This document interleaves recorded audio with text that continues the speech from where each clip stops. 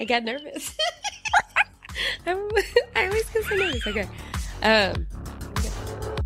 Hello, everyone. We are about to hit our 100th episode, and what we are going to do for that is going to be very special. We are actually going to be going live for our 100th episode. Live, baby. So on April 24th, 6:30 Pacific, 9:30 Eastern, mark it in your calendars to join us on Instagram Live, where you will get your socks rocked by our live episode. I love that. Thank you for saying that. This will be the first time we are going to tell a story. We're going to bring a case to our live. And so come on the 24th, listen to us as we record a live that will then be an episode that we release. But we hope to see you guys there. Don't miss it. Okay, love you. Bye. Okay, love you. Bye.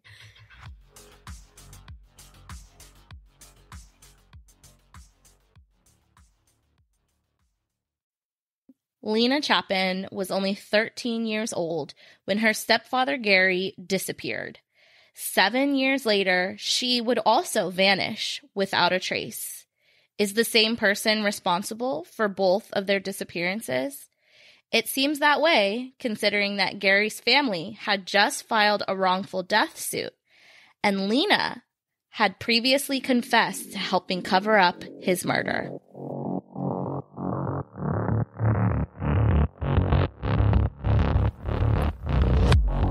Welcome to Like Mother, Like Murder. I am Rachel. And I'm Heather. We bring you the good, The badass, and the crime. This is Like Mother, Like Murder.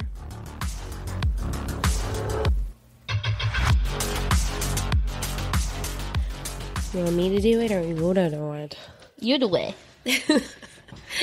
We're all like 97. You want me to go first or you? Some things never change. Some things never change. Welcome back to Like Mother, Like Murder. Welcome back to Like Mother, Like Murder. Get it, girl. I like how you do that. It's so Thanks. cute. It's so cute. Thank you. You guys, episode 87. We're going back in time. We're on that reverse. I couldn't do it. I was stuck on the reverse. I liked it. It actually sounded really legit. Damn, I'm amazing. Episode 97. And you thought we would be better at these intros by now, but nope. It ain't going to happen. It ain't going to happen. But 97, so exciting. So happy to be here. So happy to have you guys here with us. For 97. For 97. If you've been here all 97, we commend you. We're going to send you a sticker that says 97 on it. Don't hold your breath for that sticker, but we do appreciate having you guys here. We can't even get something made for anything we ever say, so do not be waiting on that. Also, even if you haven't been here the whole time, welcome. I am Rachel, and that is Heather, and we are your hosts. And what we do here is we tell you guys stories. But before we tell stories, we tell more stories. Oh, yeah. And then after we tell stories, we usually tell a story or two. And during the stories, we tell other stories inside of the stories. 100%. So if you're not here for stories... We should have named the podcast Stories. On Stories on Stories. Stories on Stories. I like Stacks on Stacks on Stories on Stories. Get it, girl? How are you? I am doing well. I am home from my trip. It was a decent trip, but I missed my girlies like crazy. Yeah, absolutely. Just been soaking up the time with them since I've been back, so. Good. I love that. That's adorable. So they missed you as well, and they're happy to have you back. And I'm sure you're just happy to be back in your California weather. So happy. I'm telling you, it was so cold all the time and rainy, and it was obnoxious because I would be freezing outside, like walking around, and then I'd get inside and immediately sweat because the heaters there, just obviously they have to work really, really well. Right. And I would just, you walk in and it's like, already I was super hot. So going back and forth from like the cold to the heat, my body was just not having it. Yeah. Super over it. And you come back this way very soon. Yes, I know. Yes, you do. For CrimeCon, everybody. I know. Let's see. Literally a month away, like when you'll be packing your bags. 2 months away. No, March. We're in March. Oh, we're going in May. Look, I'm just too excited. I'm like, no, girl, it's March right now. I swear. We're going to just skip April and move right along. You know what? But that's the attitude we need to have. That's the attitude we need to have. Yeah. Yep. Can't wait for that. We are just so excited to even be going and being a part of it. But then also we are going to be meeting a lot of our true crime podcasting friends. And I am looking forward to every single second, every single conversation that we've had, every single thing that we have planned.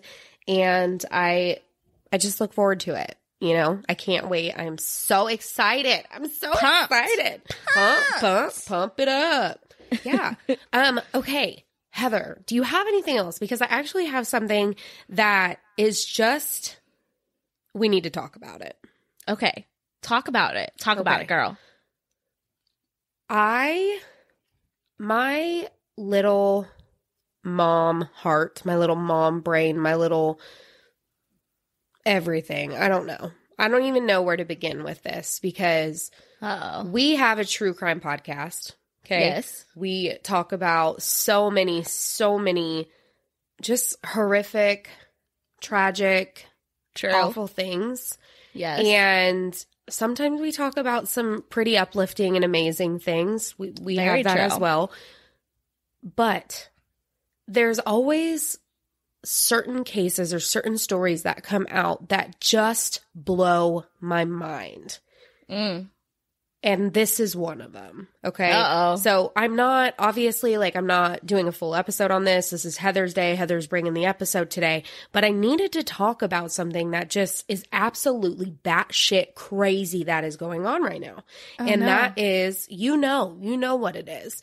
That is, the fact that a mother made a 911 call. Okay. Made a 911 call that she found a human's head in her son's closet. Yeah, I just got shivers. Oh my gosh. Can you imagine? I could not imagine. And how often we talk about, most of the stuff that we talk about is personal. Yes, there are the ones absolutely that are just a random sick fuck that is just out there to do things like that, right? Yeah. But a lot of the times it's like someone knows the other person or it was planned, And so this one, the mom, which I'll talk about it, he did plan this. He did do this because he wanted to do this, okay? But the fact that a mother went into her son's closet she was just cleaning the room and said, what is this? You never know. You never know who's sitting next to you. Yeah, seriously. Oh my gosh. That is so scary. It's absolutely terrifying. So you guys, on March 1st is when the mom made the phone call. And, she had gone into his bedroom wondering, what in the world was in this little bag, and that's what she found was a human head. And so she called 911. He was actually not home when she discovered it. They called him back to the house saying that the brother needed the vehicle, whatever, just trying to play it casual. And then once he got there is when the mom actually called 911 because he was there. And the video footage of them talking to him once they get there, the video footage of the mom's interview, the dad's, God. Even Brian Cohy's video, all of it is just crazy in so many different ways. So obviously with him, it's like, absolutely awful, disgusting, just, are you kidding me? But then with the mom, you just shatter into a million pieces, thinking like, how do you move on? You don't. Like, you just don't. I don't think you ever will. I mean, like, it's, as a parent, it's unconditional love, right? But it's like, how do you reconcile that behavior? Yeah. No. Yikes. So, and like I said, we're not going to cover any of this right now, but just long story short, the summary of what it was is he was actually into studying and researching, and he wanted to go into the crime field is what he had said. Yeah. And so he had this fascination or this obsession with the morbid, and he had started thinking about this and planning this out for like 6 months. And he was driving the night of, I think it was like the 21st of February 21st is when he was driving his car. And that's when he saw an unhoused man who's just sitting on the side, and he was sleeping. He was sleeping when Brian went over there and started to literally stab him to death. And all of it was very premeditated. Like, he had talked about in his interrogation, he talks about the fact that, he knew that he was going to either go towards an unhoused or go towards a sex worker. Because nobody, they go missing and nobody bats an eye, unfortunately. That's exactly what he says, too. He says, like, and what? Oh, are we supposed to, like, feel any sort of, like, oh, okay, at least he did that? Absolutely fucking not. No, absolutely not. Don't try to say it like, I was trying to think about, I didn't want to, no. He did it because he knew that there's less likely chance that you're going to get caught when you go after someone, like, in that part of their lives where they don't have, it's...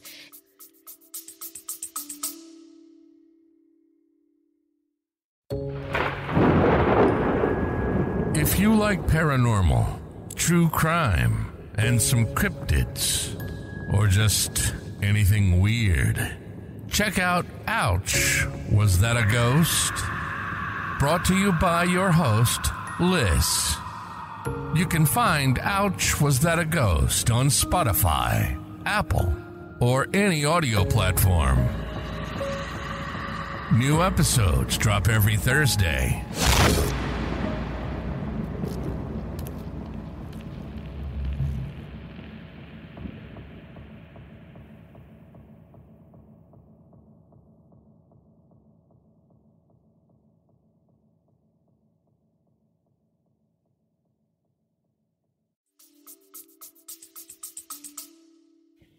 It's despicable. It is. It really is. And so thank you to this mother who is going through the worst thing in her entire life and, made that decision to make that phone call because he got sentenced to life in prison without parole.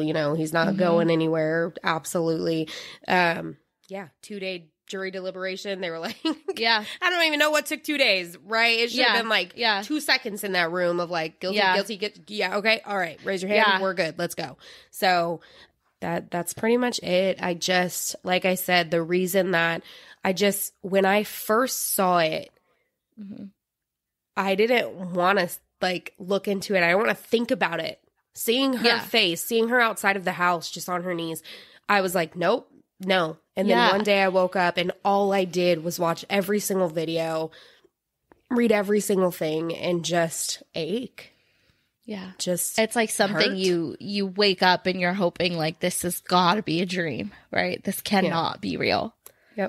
Yep. So anyways, that's out there right now, and just I just feel for her so much. Yeah, for real. I mean, so much, she first of all did the right thing. Yeah. Right. And we have seen, many times where mothers will help cover cover things up. And she did the right thing. And she is going to, I mean, not a day goes by where she's not going to just feel everything as related to that. So yeah, hearts out to her. Right. That's rough. It is. So sorry, I just needed to get that off of my chest. I know today is your day, and I'm eager to be a listener. I love sitting back. Well, and I have a similarly crazy one today. Oh, yeah. I remember when you said you didn't tell me what it was, but you were like, "Guess what? How in the world have I not heard of this?" And I'm like, "Oh my gosh, believe I've not heard of this. What this one is so good. Are you ready to get into it? I am. Let's do it.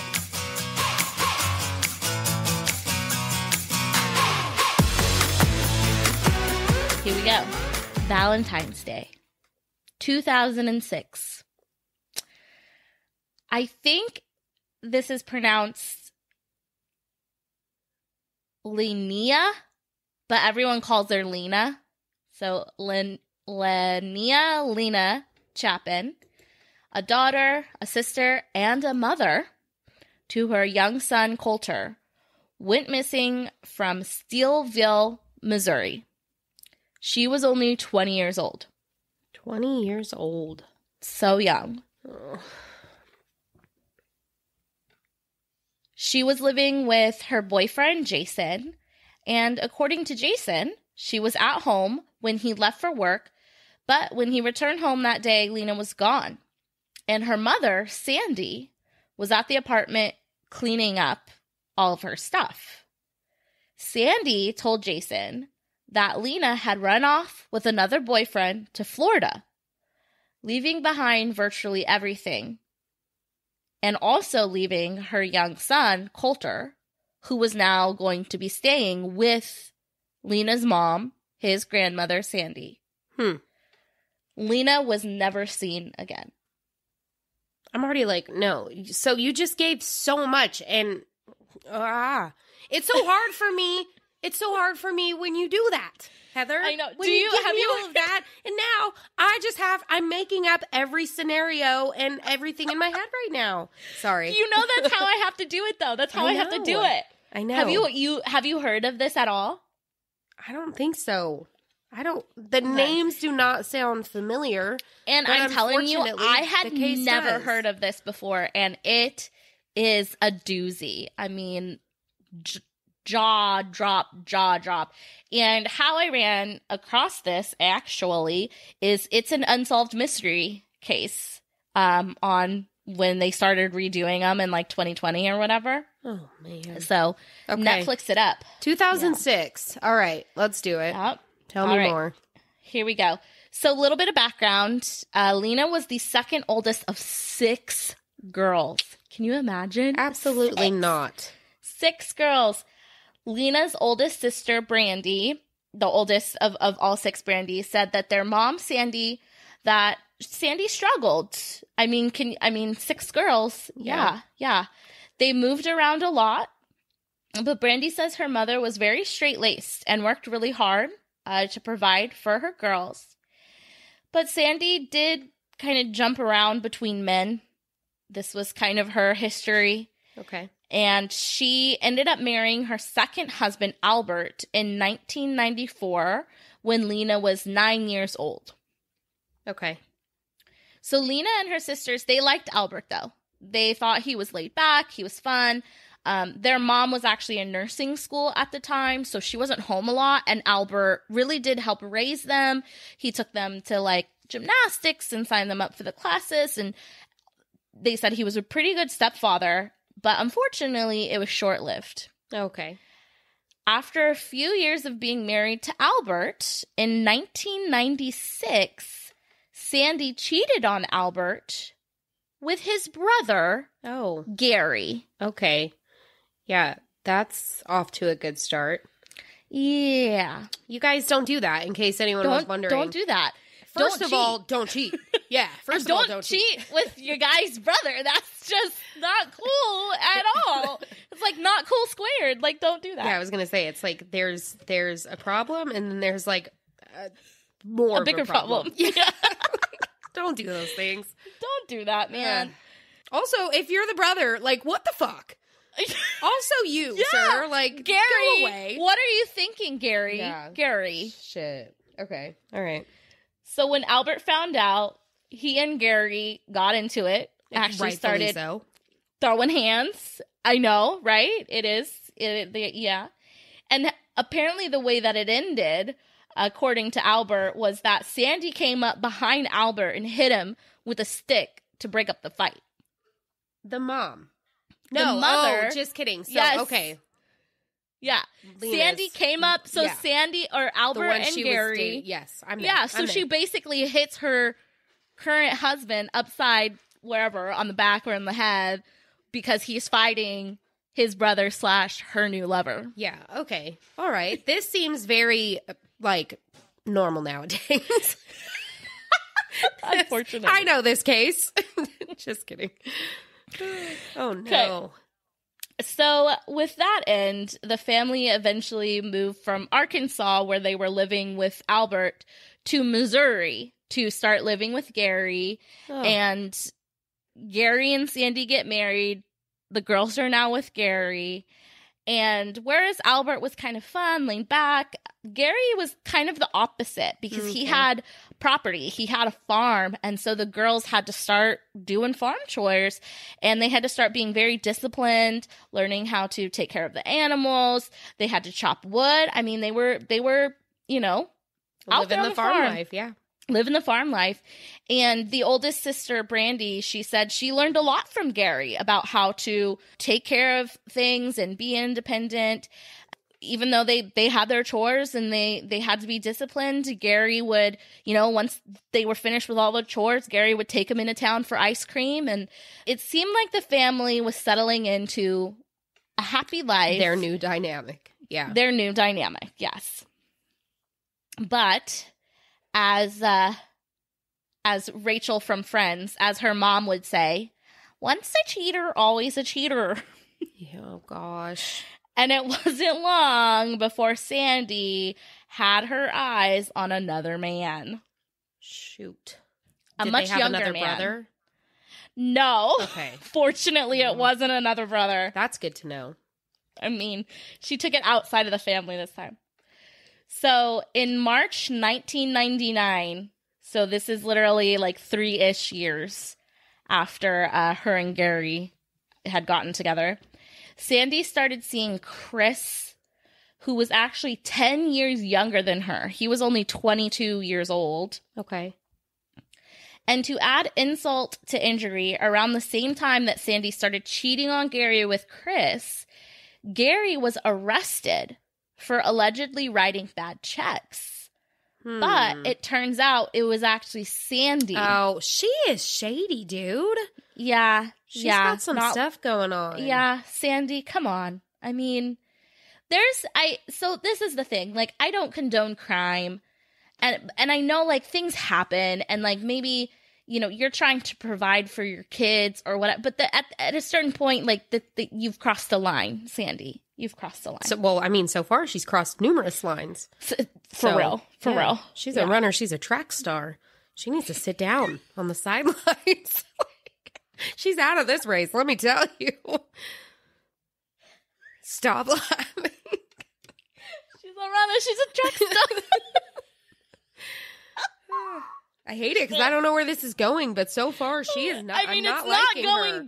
It's not going good, but yeah. It's just the perfect thing to say.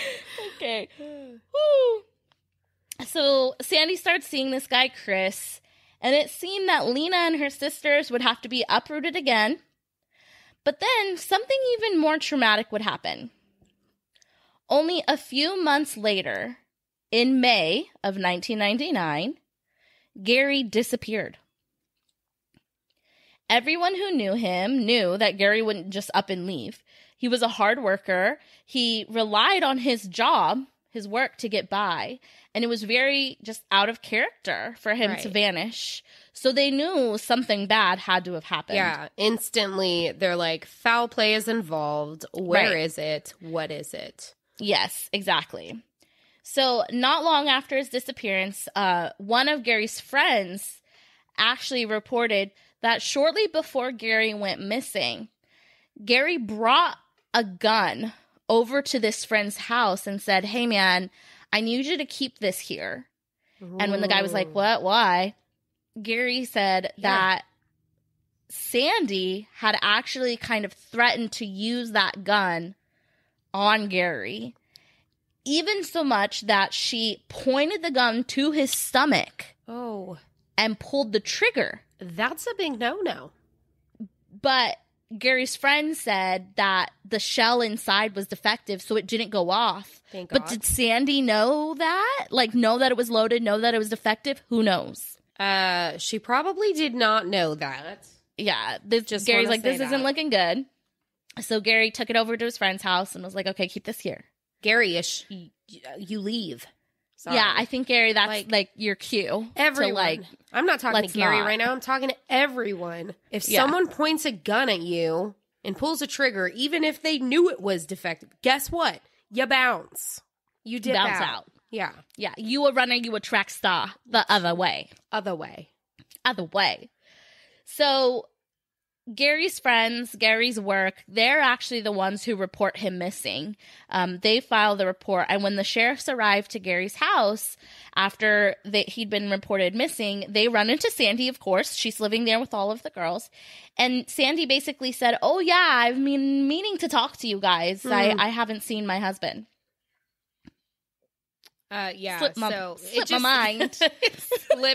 Slipped my mind. I was going to get there, but I was too busy, working with my 6 kids. She had no time. Damn well she had no time to go do that. Yeah. And she was, but she did have time to write some bad checks. So. Oh, good point. Look, you make time for what you want to make time for. That is priorities. The truth. Yeah. Your priorities are showing, Sandy. Okay, so she claimed that that Gary had gone on a trip to buy some fighting roosters. And when the sheriff asked, okay, well, do you want to make a missing persons report? She said, oh, probably. She's off. Yeah, just a bit. Yeah. Just a bit. Okay. And so, rightfully so, the sheriff suspected foul play from pretty early on. And I'm not talking about fighting roosters. I am. Get it? Yeah. Get it? Yeah. Foul play. I'm sorry, everybody. Don't be sorry. You're amazing. I didn't even come up with it. So you guys know I run everything by Zach. I had him reading this and he goes, are you talking about the fighting roosters? Foul play. Get it? And I was like, I'm totally using that. Oh, you just gave your joke up. I know. No. Props need to be given where they're due. Good job, I know. Fletch Dog. That was all Fletch Dog. Okay. Where was I? Sorry. What? Fighting roosters? Okay. Foul play. Found it. Okay. I love it. I wish I was there for that conversation. And when you want to know the best part about it is, so I had everything written out, and then I gave my phone to Zach, and I said, I'm going to hop in the shower. Just read this through, make sure it makes all makes sense. Tell me what you think. And so I'm literally in the shower, and he comes while I'm in the middle of my shower, opens the door, and he goes, he suspected foul play, fighting roosters. Yeah. Foul play, fighting roosters. Thank you for interrupting my shower with that. Do that anytime. I'm actually 100% okay that you interrupted the shower for that. Love it. All right. Okay. Back to the story. So when authorities went to look at the house after obtaining a search warrant because they suspected foul fighting rooster play, they thought it was really weird because none of Gary's belongings were in the house. She had cleaned up real good because it was as if he had never lived there.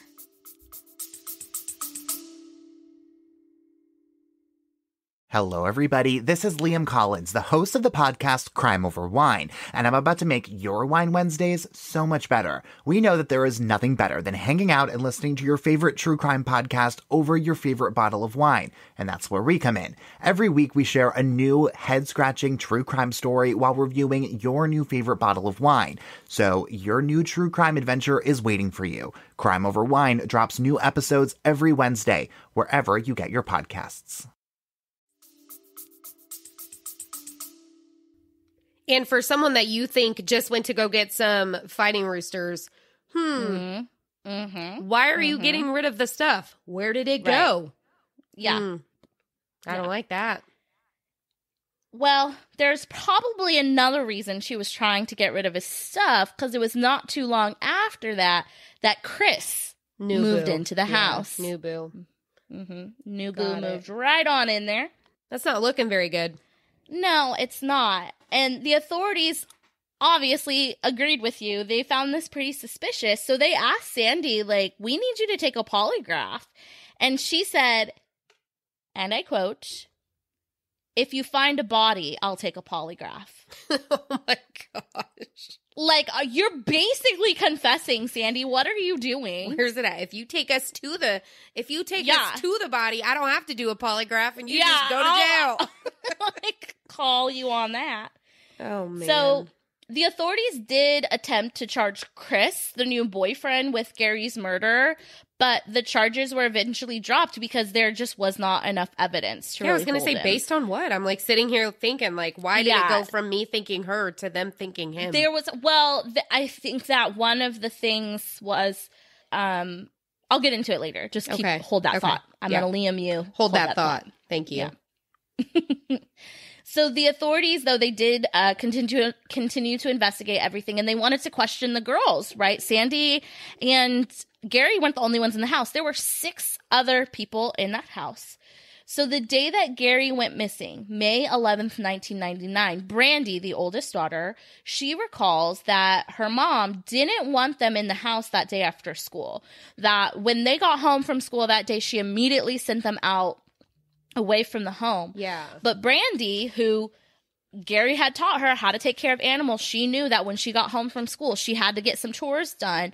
She was like, I need to get into the house because I need to get stuff to do the chores. She eventually just says, screw this, I'm going in the house. And she sees her mom on her hands and her knees scrubbing the floor. And she said she smelled bleach. That doesn't look very good. No, not looking good. Yeah, all you moms who clean, doesn't look very good.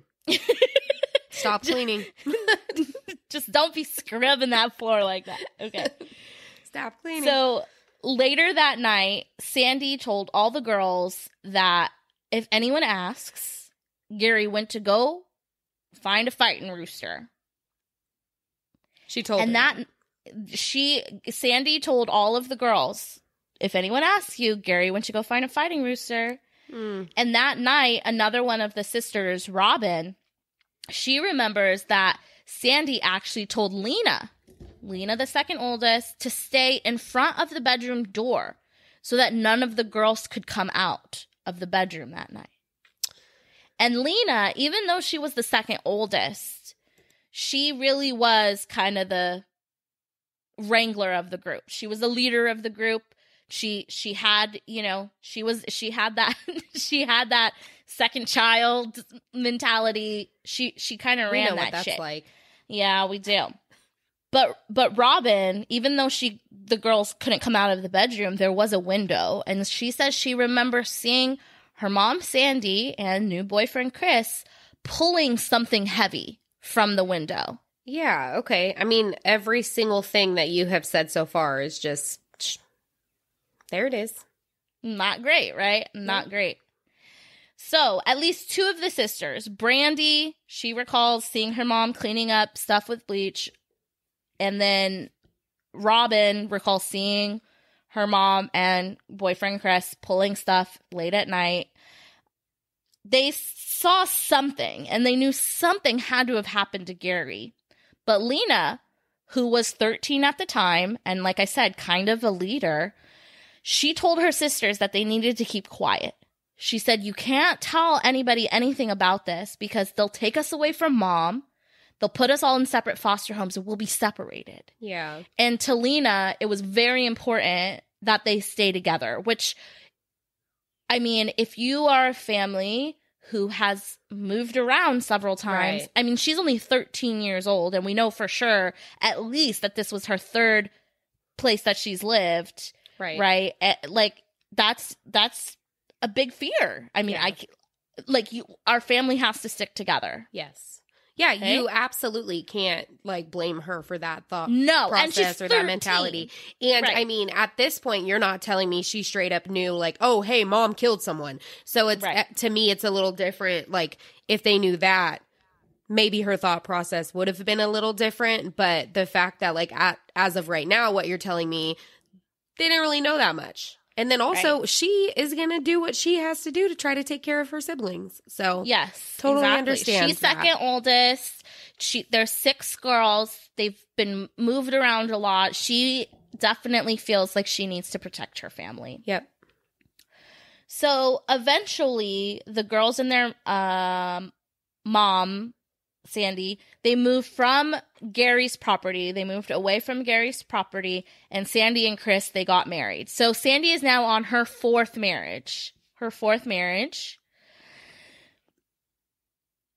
And Lena's sister and several of her friends, they all mention that about this time, Lena really was starting to act differently. Now, granted, she was in her teenage years. We Right. all go through shit in our teenage years. But they said that it really seemed like she was dealing with major internal struggle. Right. More than just the typical Teenage yeah, struggles. yeah. I was which going to say we all been there. whether We it's all been there. puberty, maturity, growing, whatever, Right. just friendships, all of the things that you go to at that age, Right. there was more. There was Okay. definitely more. Eventually, Lena confided in a boyfriend Okay. what the truth was. And this boyfriend convinced her that she needed to tell somebody. She needed to Ooh. get it off her chest for her own sake. Yeah, And 100%. Gary has a family, right? Gary had a family. The family deserves to know what happened to him. So she does know. She knows what happened. She Oh, knows. Man. So, I like it. I know.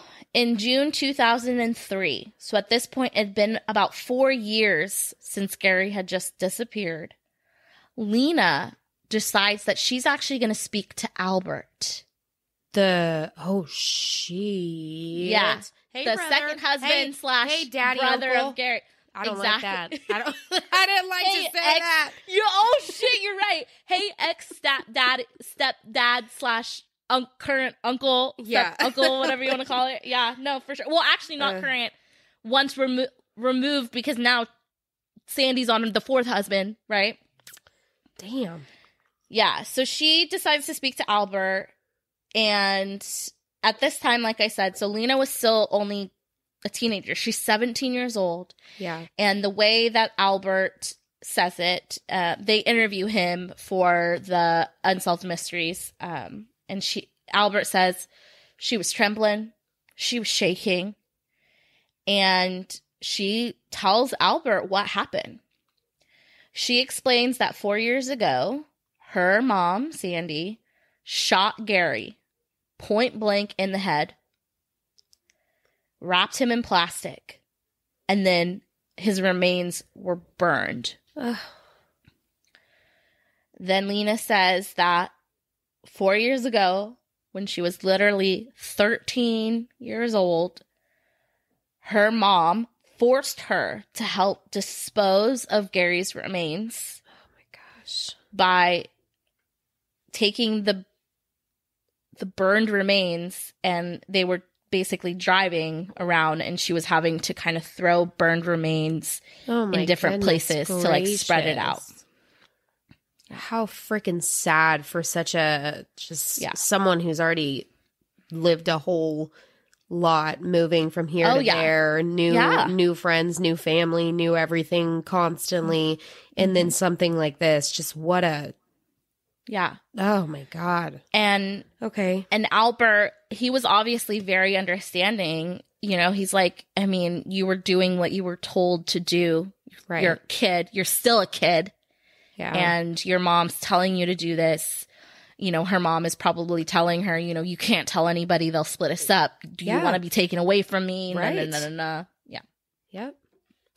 But Lena was struggling. She knew that it was wrong, what her mom did, and then, her helping clean it up. She knew that it was wrong, but she needed to get it off her chest.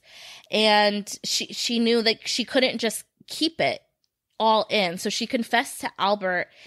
But what Lena didn't know was that Albert actually secretly recorded this confession. Okay. And he sent it off to authorities. Good. Good for him. Mm-hmm. And this was kind of the first kind of break in Gary's disappearance, because before that, I mean, they didn't have a lot to go on, right? But then Sandy finds out that Lena had talked to Albert. Not sure exactly how she finds out, but she finds out, and in no time at all, she lawyers up. She gets Lena lawyered up. And the lawyers basically, and I'm not sure exactly how they managed to do this, because, I mean, it's literally on tape, but the lawyers convinced Lena to walk back her confession and basically recant and say, I made it all up, or what. So it doesn't really go anywhere after that. Wow. Yeah. But the guilt was obviously still there. And Lena still wanted to do the right thing. And she eventually confides in her sister, Brandy. So the oldest of all six, she tells Brandy everything about what happened. So a few months after Lena had confessed to Albert and, told everything also to Brandy, she gave birth to her son, Coulter. So she was a young mom. And despite still feeling very guilty, she knew that she had to focus on her son, right? And she had to move on with her life, and she really had to be there to support Coulter. So she did the best she could to provide for him. She worked a lot of jobs, and while she was working, Coulter was actually with Sandy, with Grandma. Damn it. Apparently, Sandy was more than happy to help, because she always wanted a little boy. She had 6 girls, right? She always wanted a little boy. She was obsessed with Coulter.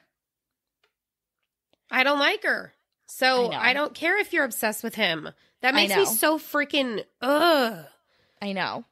And I don't know why instantly I'm just pissed, thinking like everyone, like women deserve to make more money. People deserve to make more money. And it's like, because how many, and this kills me, how many people have to send their children, right, whether it's a family member or a center or somewhere, because you need childcare so that you can work to make money to pay for someone to watch your kid, and you don't even feel freaking comfortable with that person watching your kid. And I'm not saying that. Maybe she felt 100% comfortable. Obviously, and that's the thing. We don't know how Lena feels, but we have to know that she couldn't have been 100% okay with her mom watching her kid. But you know what? When there's no one else to, exactly. But what else are you gonna do? What else are you gonna do, right?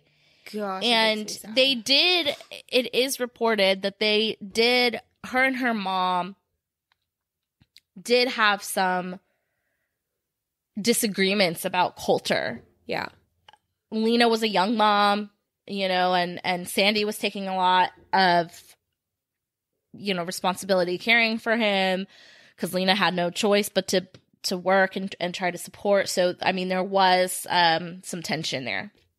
So even though Lena was doing what she could to move on from everything, she wouldn't be able to escape her past, because in 2006, a civil suit, so a wrongful death suit, was filed by Gary's family. And the suit named Sandy and Chris as Gary's murderers. And, because she had previously confessed to Albert, Lena was also listed as an accessory. Right. Which, I mean, they're doing what they need to for him. Right. Exactly. They're not wrong to do that whatsoever. Right. But at the same time, like, she came forward to give that information. Right. So, okay. Yeah. Yeah. And I'm sure what the thought was, hey, we've been waiting for something to go on in criminal courts. Nothing's happening. And then what kind of spurred this was in 2005, Gary is legally pronounced dead. And so then the family can go, okay, now we're filing civil suit. And I'm sure what they're thinking is, hey, we know Lena's confessed before. Maybe she'll, confess again in court. She'll, for immunity from whatever, helping clean it up. She was 13 at the time. So what can you really, it's not like they can really, they can't put her in jail for the rest of her life. She was 13. Right. And so I'm thinking what they thought is okay, they wanted to go after Sandy and Chris, obviously. And maybe they're hoping, look, if we name Lena, she can get immunity, but she needs to tell the truth in court so we can hold the right people responsible, right? Yep. But when the court summons are delivered to Sandy and Chris, they can't deliver it to Lena. And they ask Sandy, where's she at? We need to deliver this to her as well. Oh my gosh. And when they ask Sandy, she says, well, she ran off to Florida with some guy. No, she didn't. No, she didn't. Oh, no, she didn't. Man. No, she didn't. So Lena's sisters knew something was wrong. They knew Lena wouldn't just up and leave, especially without Coulter. Right. I was going to say, especially without her son. Especially without her son. And because her sisters knew that Lena had actually been making plans for a fresh start, she was trying to figure out a way to move her and Coulter to Arkansas, away from Sandy. Right.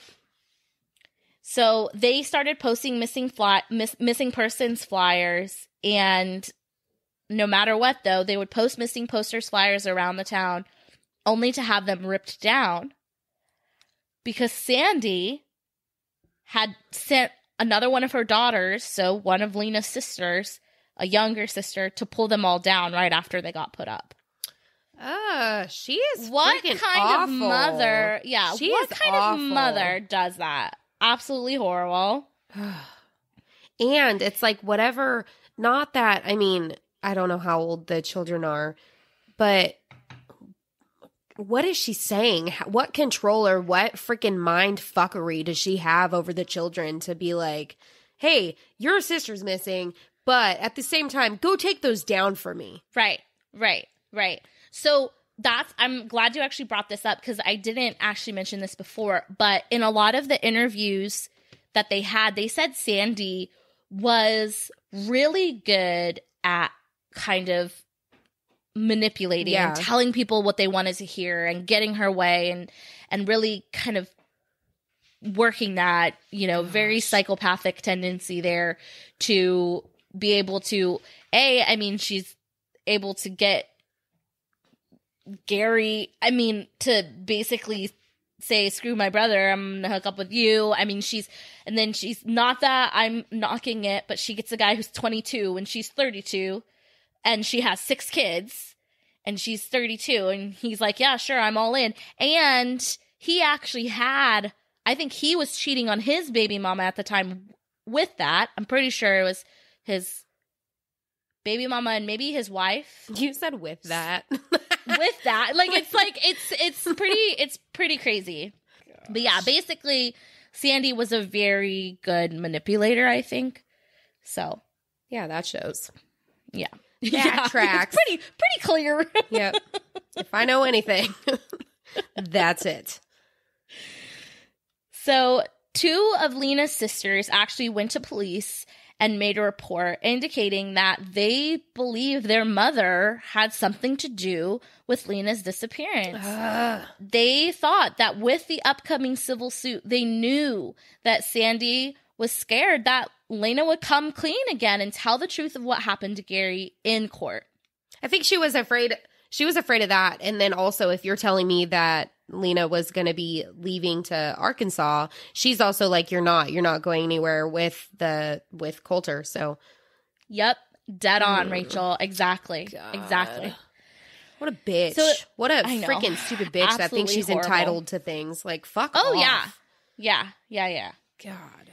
So it may seem hard to believe that Sandy, who had worked hard to provide for her family for all those years, would choose to hurt one of her daughters. But the oldest sister, Brandy, tells a story that shows a very different side of Sandy. So remember I said that Lena did eventually tell Brandy everything that happened to their ex-stepfather, Gary. At one point, during an argument with her mom, Brandy threatened to tell the cops. She was basically like, look, I know what happened. I will go and tell the cops. And then according to Brandy, this is what happened. Sandy and Chris take Brandy for a drive. Eventually, they pull over kind of out in the middle of nowhere. Remember, they're in Missouri, so like nowhere. And when Brandy looks out the window, she sees Chris get out and he's pointing a gun at her face. Oh my God. So Brandy runs out the car and she's like looking back at the car and listening to this story. So I watched the Unsolved Mysteries of this, and listening to Brandy tell this story is absolutely heartbreaking. She said she's sitting there, she's staring at her mother while Chris is holding a gun on her, and her mom is on Brandy. On Brandy. Okay, and the mom's not even looking, like she don't give a shit. Nope. Won't even look at her. Okay. So Brandy, this is what she does, which is actually really smart. She runs to where her mom is still sitting inside the car. Luckily, the car door is open, and she runs and she holds on to her mother. Because look, if you're going to shoot me, you're going to end up shooting Sandy too. And she pleads with her mom. She says, please, please, don't let him hurt me. Don't let him hurt me. And then finally, Brandy says, oh my gosh, it's heartbreaking. Brandy says it was probably only like maybe a minute or so, but she said it felt like forever. Yeah. That Sandy finally said, okay, don't hurt Brandy.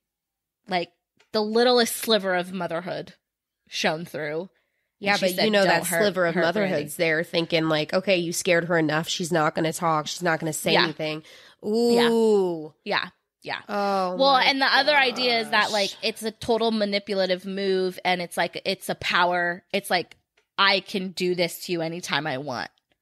So don't fuck with me kind of situation. I hate her. Yeah. Okay. It's not great. And like you previously mentioned, the sisters also bring up, other than the fact that Lena knew the whole story, the sisters also bring up that Sandy was obsessed with Coulter. And there's actually reports that I read that Sandy would actually make Coulter call her mom. We don't like that. No. We don't like that at all. No. And they reportedly used to fight over custody of Coulter. Look, you had enough kids. You done had your fucking 6. time. Okay? Exactly. And you were only 32. And guess what? Yeah. Well, not 32 when she was 17. So she was... So how old is she at this point? 32. I would guess like 38 now. Okay. The point is, you could still have more if you really damn there. If like, you really if you wanted think to, you needed some more, you're fine. go and do Yeah. that. Okay? Because apparently you be getting around. We know that. That's a fact. We know that. Okay. Yeah. So back off your kid's fucking kid. Uh-huh. Oh, and gosh. another thing, and I saw this in a couple of different things I read, was that they would fight over custody of Coulter, right? Because I think Lena might have only been like 17. Maybe she had just turned 18 when Coulter was born. But they would fight over custody of him. And one time, Lena actually said, "You'll get him over my dead body." Okay. Yeah. So when Lena disappears, Sandy actually files abandonment charges against her. And when they go to court, Lena's not there she doesn't show up to court. She's missing. Yeah. And so of course they're thinking, yeah, she did. She abandon. Okay. No, she didn't. Okay. Yeah. But unfortunately, since Lena didn't show up, Sandy becomes Coulter's guardian. That's freaking disgraceful. Yeah, it's horrible. So eventually, it took a really long freaking time, but eventually the civil suit comes up against Sandy and Chris. It finally goes to trial in 2013. It took forever. But in the trial, they're actually not allowed to use Lena's taped confession that Albert had.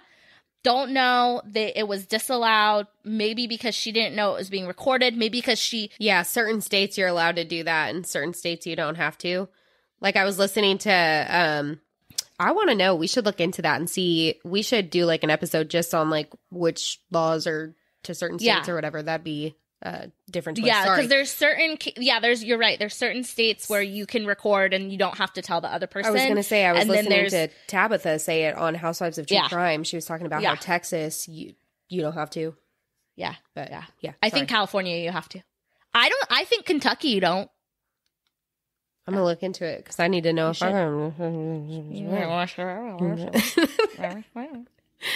But either way, they weren't allowed to use it. But several of Lena's sisters did take the stand to say what they knew about their mom's involvement in Gary's death, including Brandy, right? Who also recounted when her mom drove her out to the middle of nowhere and Chris threatened her with a gun. Oh, God. And ultimately, Sandy and Chris, they were ordered to pay $7 million to Gary's family for his wrongful death. Yeah.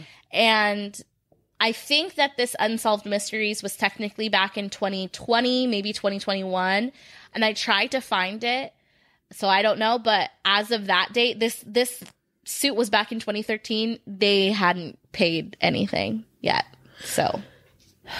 Goodness. Yeah. And of course, we know how Sandy works. So in 2014, her and Chris got divorced. Sorry, I'm just over here like I just looked up pictures just so that I can like see what they look like, because when I don't like someone, I need to know what their face looks like so I could really just like picture me hating them. Yeah. That's what I do in case anyone was It's really wondering. easy to picture her face and hate it, right? Yeah, it's very hateable. Yeah. It's a very hateable face. It's a hateable face. Gosh. So she gets remarried. She is now on her 5th husband. Okay. And she still has custody of Coulter. And Coulter's not allowed to see any of his aunts. I was going to say, yeah. So they're all they've all moved out, moved on. They're doing their own thing because they don't trust her. Okay. So now what? I'm sorry, but to this day, there's still not a lot known about Lena. Are you kidding me? No. I am doing an unsolved one, Rachel. I mean, I feel like I heard you say that, but I also probably didn't register, did it? Yeah, dismiss that.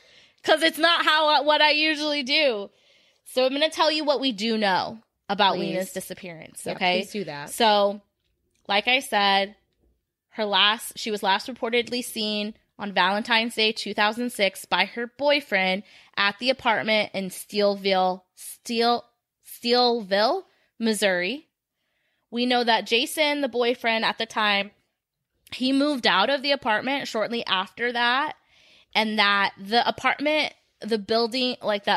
did eventually burn down, not nefariously. They said that a tenant fell asleep with a cigarette or something like that.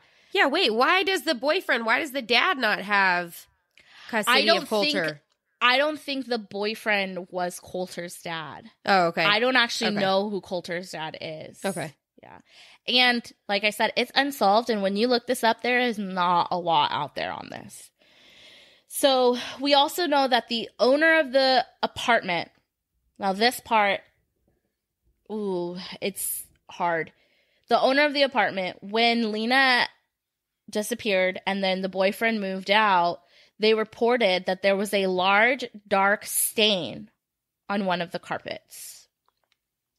And that they, at the time, didn't think anything. How do people not think anything of that kind of stuff? Well, because according to Sandy had probably told the apartment owner the same thing. Oh, Lena ran off with a boyfriend to Florida. And so they see this large, dark stain. They think, oh, okay, maybe this could be anything. Like, they don't know. They chucked it. They took the carpet and threw it out. No, I don't know. We need some new apartment managers or I know, something, because that was bad. It sucks. just question because, like, everything. Question well, everything. Oh, look at that! Look at that tiny little red speckle of any. That must be blood. Nope. That's what's hard is, like, at the time, like, the apartment person is thinking, well, I need to get this place ready for a new tenant. The mom says, you know, if they don't know anything about Lena, they're hearing from the mom, oh, she ran off to Florida. Like, maybe they're like, okay. The only other thing, I guess, that was messed up in the apartment was one of the apartment windows was broken. But other than, so the apartment window was broken, and then obviously the carpet. But they didn't know at the time. Deposit back. No, I don't think they got the deposit back. They could have used that money that they didn't give back to them to have the shit tested. That's true. So the other thing we know is that Sandy and Chris had access to 2 large properties near the time of Lena's disappearance. So Brandy and Robin, right, 2 of Lena's sisters, they have been given permission to go and search the properties. One is a farm in Sligo, I think is how you say it, and another is a farm in Salem. So Sandy and Chris, they actually moved to the farm in Salem, which I think is like an 80-acre farm, right after Lena disappeared. They moved there. So Lena's sisters, like I said, they've been given permission to search the property. They had someone come in and use ground-penetrating radar to search for disturbances. They haven't been able to find anything. Which, I hate to say it, but knowing how they disposed of Gary's remains. Yeah, exactly. Knowing what Lena said about, you know, just rolling down the window. You know that she is like, okay, well, if we don't want someone to find something, we better do it the way we've done it before. Right, and got away with it, pretty much. I mean, they eventually did get caught in the civil suit, but... So Sandy, she refuses to talk to anyone about her daughter's disappearance. She maintains the story that she ran off with a boyfriend to Florida in 2006. And even though the last time Lena was seen alive was in 2006, she wasn't actually reported missing until 2008. It took 2 years for her to be reported missing. And I think because that had a lot to do with the fact that Sandy was just out there saying, oh, no, she's not missing. She just ran off to Florida. Right. Yeah. Then to make matters worse. Yeah. Her missing, like, person and, like, the investigation into it, she had been reported missing finally in 2008. Investigators didn't start looking into it until 2012. So now it's been 6 years since the last time anyone's seen Lena alive. Yeah, so they had also, I wonder if they knew, well, they had to have, duh, because it was reported already. I was going to say knew about Gary. But that's the thing is, you never think coincidence. You never think, oh, maybe. No, not maybe. Question it all. Look into every single thing. Do not believe anyone ever. Yeah. I wonder if the only reason they really started looking into it was because of that civil suit, right? Gary's civil suit finally started coming to trial in 2013. Like, it had been filed way back in, like, 2005, 2006, but it didn't actually, like, go to trial until 2013, and investigators didn't start looking into Lena's disappearance until 2012. Gosh. I hate it all. So it's all sorts of fucked up. Yeah. Right. So Lena was a brave young woman who was forced into a horrible situation by her mom at 13 years old, and despite that, though, she was still trying to do the right thing. She was still trying to confess what had actually happened. And my guess is her mom had a pretty good idea that Lena was going to tell the truth at that civil trial. And she was also doing everything she could to support her family. Lena's sisters continue to fight for answers, but unfortunately, like I said before, the person most likely responsible isn't saying shit. So if you have any information about Lena Chapin, you can contact the Dent County Sheriff's Office, and I'll post this in the show notes, and the number is 573-729-3241. Oh, my goodness. And it is appalling how little information there is on Lena's disappearance. It's insane. Like, this story should be huge. Right. They should have been done found her. But it's been, 18 years since, it's crazy.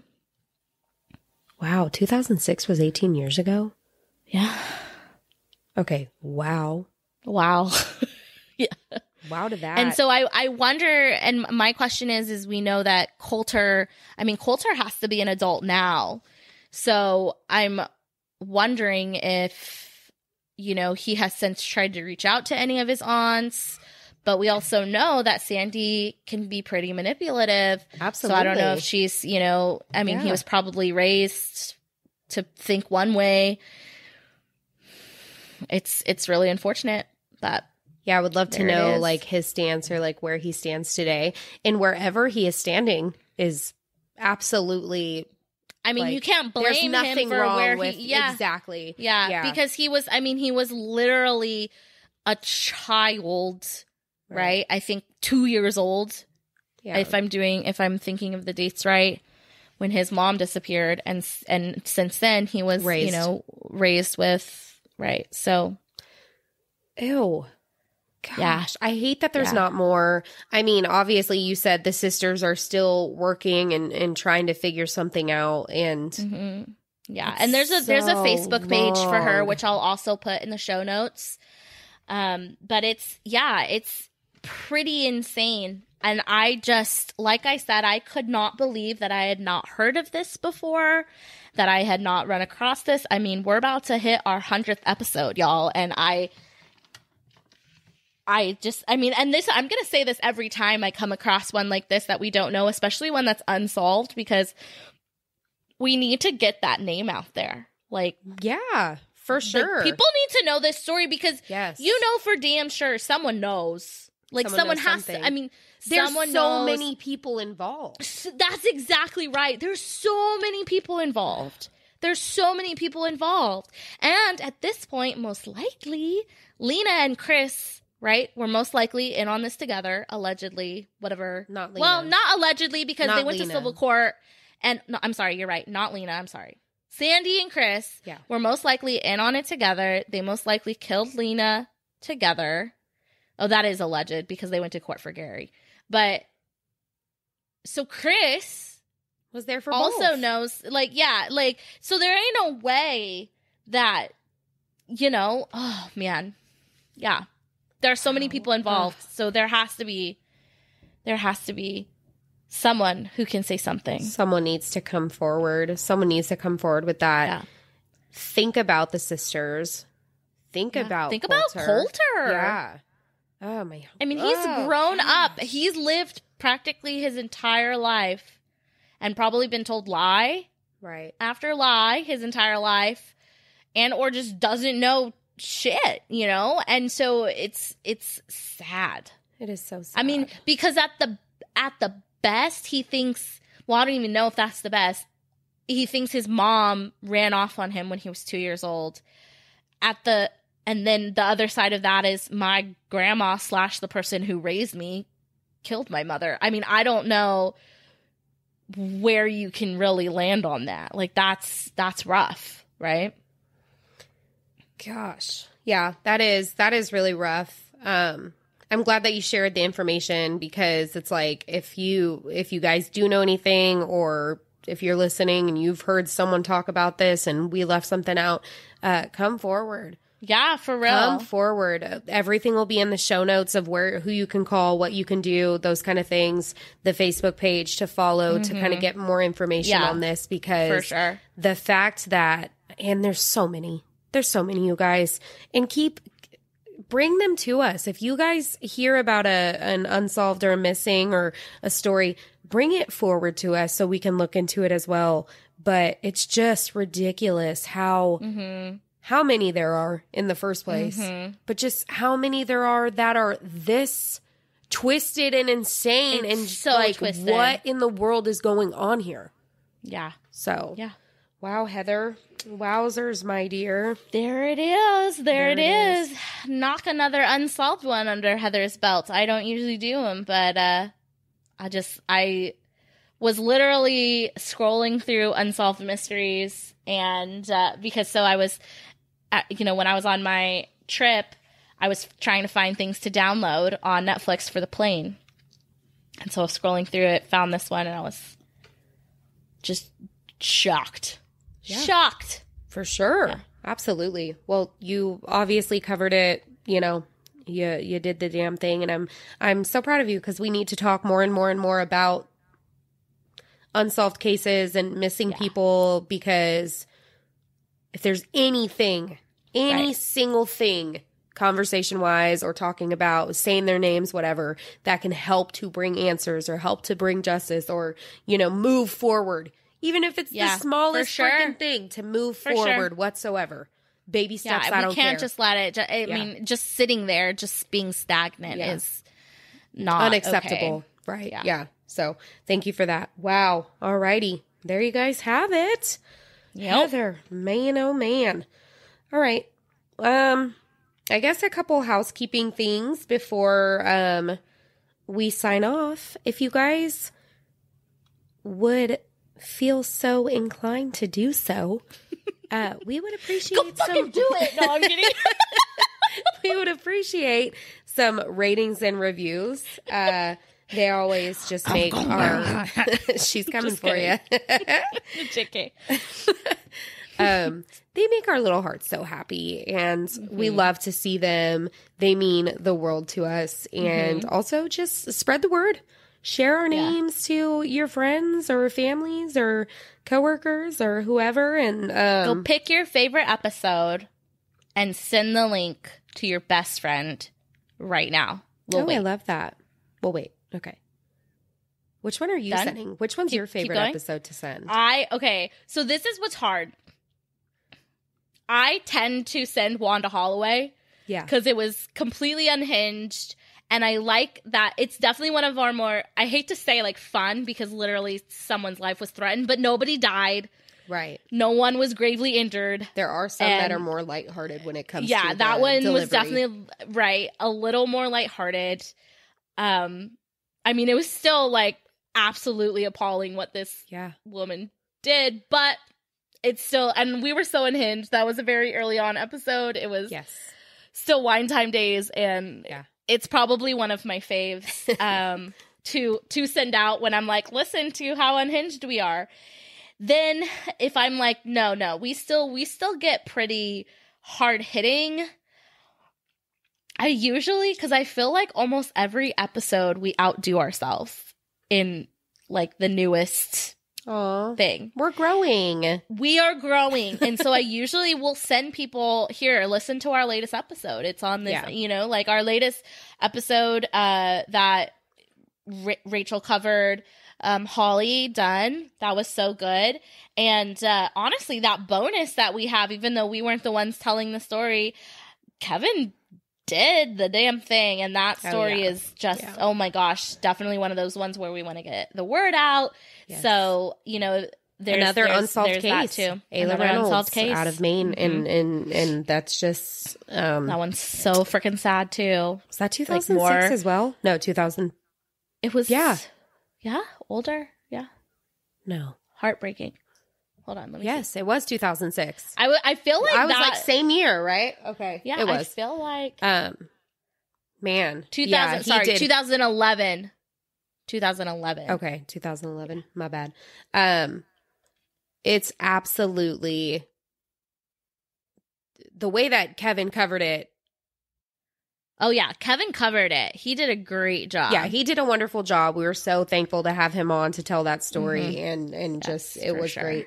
And we got really good feedback from that episode, too. So we appreciate everyone. We love when you guys take the time to let us know what you think. Really, it truly, whether it's maybe you're like, hey, guess what?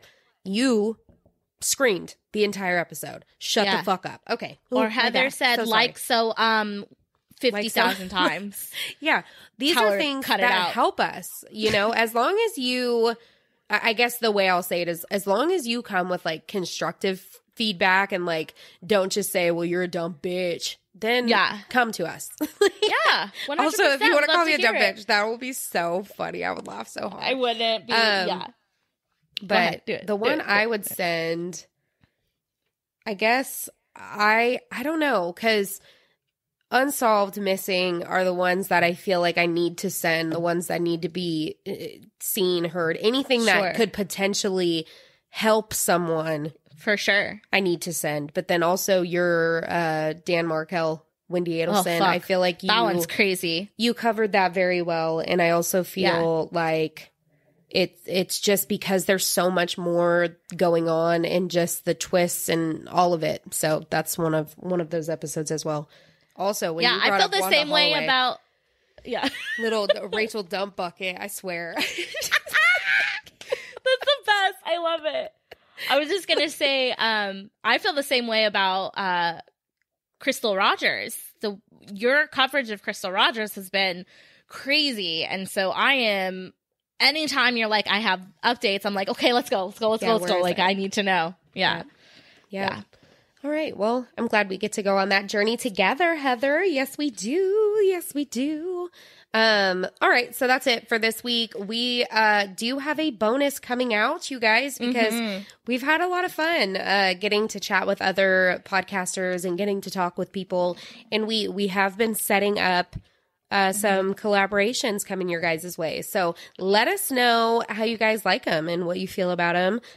We are going to be releasing a bonus on Thursday with one of our true crime besties, Jules, over at True Crime and Headlines, and also the upcoming Missing in Hushtown. She's at Your Host Jules on Instagram. You guys go follow her. But she comes and she tells us a story that will definitely you're gonna have all the feelings boiling, all of the feelings coming your way on Thursday. So stay tuned for that. Okay. Alrighty. For sure. All right. We'll talk to you guys next. We'll talk to you on Thursday. Okay. Love you. Bye. Okay. Love you. Bye.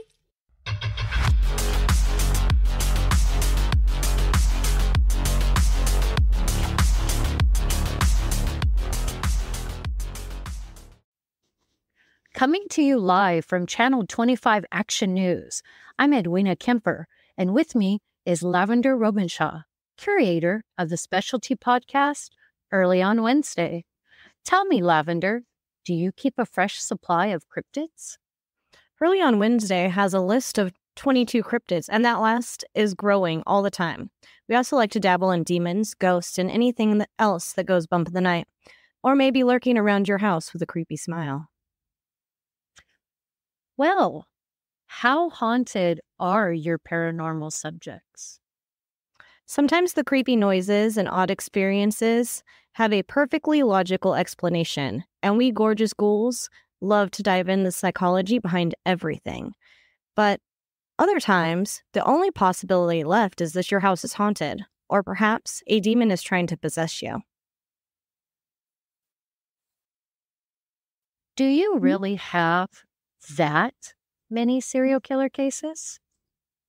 The Early on Wednesday database contains information on 4,743 serial killers, and sadly, there are 13,105 victims of serial killers, and this is estimated. Some of these victims aren't linked to serial killers or have never been found. To fill your murder juice cup, we plan to cover them all. Well, you heard it here first. It's Early on Wednesday. Do you know where you're listening?